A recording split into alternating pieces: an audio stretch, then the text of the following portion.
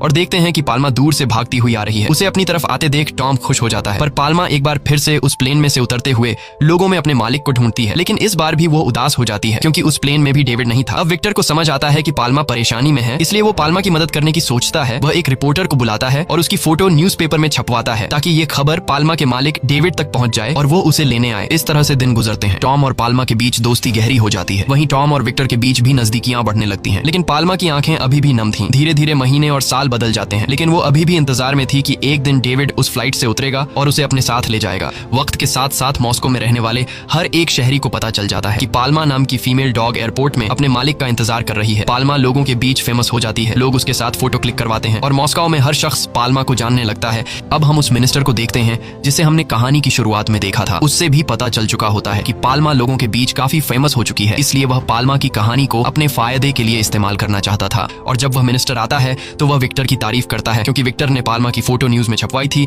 और उसने पाल्मा का ध्यान रखा था। मिनिस्टर सभी मीडिया को बुलाता है और अनाउंस करता है कि पाल्मा का ओनर जो भी हो, जहां भी हो, प्लीज आकर पाल्मा को अपने साथ ले जाए क्योंकि पाल्मा कई सालों से अपने मालिक का इंतजार कर रही है। और यह सब मिनिस्टर लोगों के बीच खुद को हीरो साबित करने के लिए कर रहा था। इसके साथ मिनिस्टर विक्टर का इंटरनेशनल फ्लाइट का लाइसेंस भी एग्री कर देता है। मिनिस्टर के कहने पर रनवे के पास एक पिंजरा बनवाया जाता है जिसमें पाल्मा को रखा जाएगा, लेकिन पाल्मा अभी भी खुश नहीं थी। कुछ दिन बाद पाल्मा खाना पीना छोड़ देती है और वो धीरे धीरे कमजोर हो जाती है और एक दिन उसकी हालत इतनी खराब हो जाती है कि डॉक्टर को उसके लिए बुलाना पड़ता है। डॉक्टर बताता है कि पाल्मा बहुत डिप्रेशन में है, जब तक डेविड नहीं आएगा तब तक वो ठीक नहीं होगी और अगर ऐसा रहा तो जल्द ही पाल्मा की मौत हो जाएगी। ये सब सुनकर टॉम उदास हो जाता है और एक रात जब बारिश हो रही होती है, टॉम पाल्मा के पास आता है और वो देखता है कि वो बाहर बैठी है। उसे ठंड लग रही होती है। टॉम पाल्मा से कहता है कि चलो मेरे साथ घर चलो, अगर तुम यहाँ रहोगी तो तुम्हारी तबीयत और खराब हो जाएगी। लेकिन पाल्मा पर टॉम की बात का असर नहीं होता क्योंकि पाल्मा अब पूरी तरह से टूट चुकी थी और अब वो मरने के लिए तैयार थी। तब टॉम उसके आगे रोता है, हाथ जोड़कर कहता है कि मेरे साथ चलो, यहाँ तुम मर जाओगी। वह गुस्से में कहता है कि आखिर सब लोग मुझे छोड़कर क्यों जाना चाहते हैं? क्या तुम भी मेरी माँ की तरह मुझे छोड़कर जाना चाहती हो? अगर ऐसा है तो मैं तुम्हें ऐसा करने नहीं दूंगा। टॉम अपनी जैकेट उतारता है और पाल्मा के ऊपर रख देता है और उसके साथ वहीं बारिश में सो जाता है। जब सुबह होती है तो टॉम देखता है कि पाल्मा जाग गई है और टॉम उसे एक बार फिर से कहता है कि चलो मेरे साथ घर चलो। और इस बार पाल्मा को टॉम की दोस्ती पर यकीन होता है, इसीलिए वो उसके साथ घर चली जाती है जहाँ नीना और उसके मैकेनिक पिता भी होते हैं। वो सारे लोग उसे अच्छे से खिलाते पिलाते हैं। पर शायद टॉम की खुशियां ज्यादा देर तक टिकने वाली नहीं थी क्योंकि विक्टर के पास एक कॉल आता है जिसमें उसे पता चलता है कि डेविड वापस आ रहा है पाल्मा को लेने के लिए। ये बात सुनकर सारे लोग बहुत उदास हो जाते हैं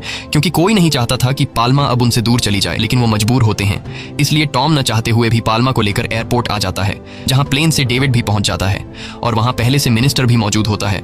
वह अपने साथ पूरी प्रेस टीम लेकर आया था ताकि वह पाल्मा के जाने की लाइव रिकॉर्डिंग कर सके और यह सब वह अपने फायदे के लिए कर रहा था। पाल्मा अपने मालिक डेविड को देखते ही कई साल बाद भी पहचान लेती है और उसके पास चली जाती है और आज उसका सालों से किया हुआ इंतजार पूरा हो जाता है।